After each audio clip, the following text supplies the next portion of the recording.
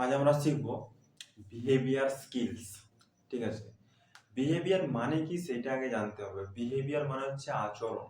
তোমার আচরণ বা ব্যবহার কিরকম, মানে তুমি এই প্রকৃতির সব জিনিসের সাথে, এই এনভায়রনমেন্ট প্রতিটা জিনিসের সাথে কেমন ব্যবহার করছো, সেটা হচ্ছে তোমার বিহেভিয়ার।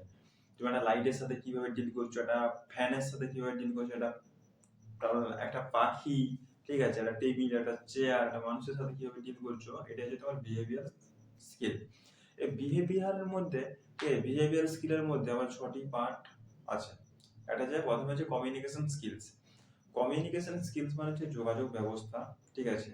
আর অনেকেই ভাবে যে কমিউনিকেশন স্কিলস মানে ইংলিশ, ঠিক আছে, ইংলিশ স্পিকিং।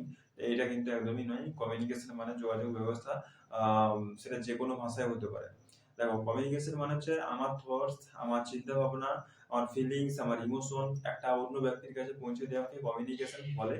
সেটা যে কোনো ভাষায় হতে পারে, যোগাযোগ ডিভাইসের মধ্যে হতে পারে, যে কোনো ভাষায় ওটা হতে পারে। তারপরে হচ্ছে টাইম ম্যানেজমেন্ট। আর টাইম ম্যানেজমেন্ট একটা স্কিলস। সত্যি কথা বলতে টাইমকে কেউ কোনোদিন ম্যানেজ করতে পারে না। টাইম কখনো কারো হাত ধরে চলে না। টাইম তার নিজের মতো করে চলে। আমরা কিছুই করতে পারবো না টাইমের সাথে। আমরা কি করতে পারি, আমাদের যে দৈনন্দিন কাজগুলো সেগুলো ম্যানেজ করতে পারি। মানে তোমাকে একটা টু ডু লিস্ট বানাতে হবে প্রতিদিন রাত্রেবেলা, যে আগামীকাল আমি কি কি কাজ করবো তার একটা লিস্ট বানাতে হবে। আর টাইম ম্যানেজমেন্টে তুমি যদি মাস্টার হও তাহলে তুমি সব কাজই করতে পারবে এবং অন্যদের থেকে অনেকটা এগিয়ে থাকবে। তাই টাইম ম্যানেজমেন্ট স্কিলটা শেখাটা খুবই জরুরি। 3 নম্বরে আছে কনফ্লিক্ট রিসলিউশন।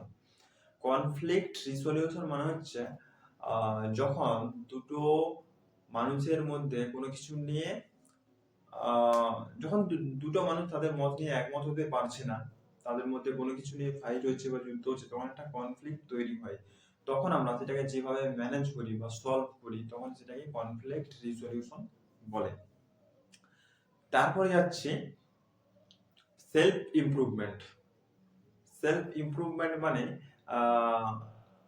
যেটা তুমি জানো সেটাকে মেনটেন করা, আর যেটা তুমি জানো না সেটাকে প্র্যাকটিসের মাধ্যমে সেটাকে স্ট্রেংথের জায়গায় নিয়ে যাওয়া।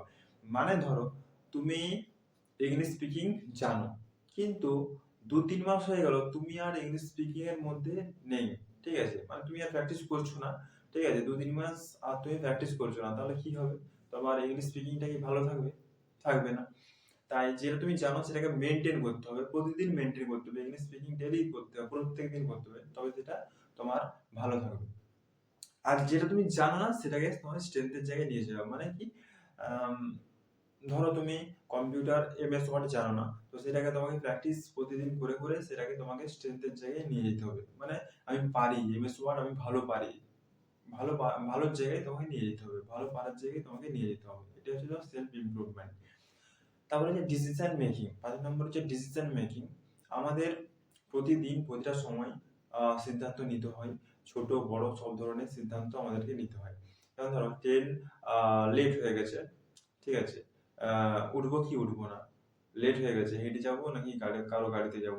এবারে এই সিদ্ধান্ত আমরা কিভাবে নিই, আমাদের ব্রেনে যে ডেটাগুলো আছে সেই ডেটাগুলো বেস করে আমরা সিদ্ধান্ত নিয়ে থাকি। মানে ধরো, একটা বাচ্চা ছেলেকে একটা হাতি দেখিয়ে যদি জিজ্ঞাসা করো, সে কি বলবে? কাঁদবে। তুমি হলে কি করবে? কাঁদবে? কাঁদবে না। খুব কাছাকাছি এলে কি করবে? ছুটে পালাবে। কিন্তু বাচ্চাটার খুব কাছাকাছি এলে সে কি ছুটে পালাতো? সে আরো জোরে জোরে কান্না করতো।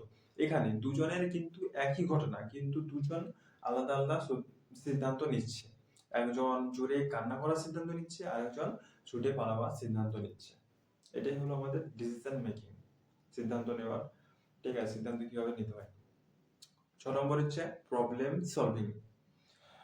আমাদের আমাদের জীবনে সব সময় প্রবলেম আসে, ছোট বড় মাঝারি সব ধরনের প্রবলেম আমাদের আসে।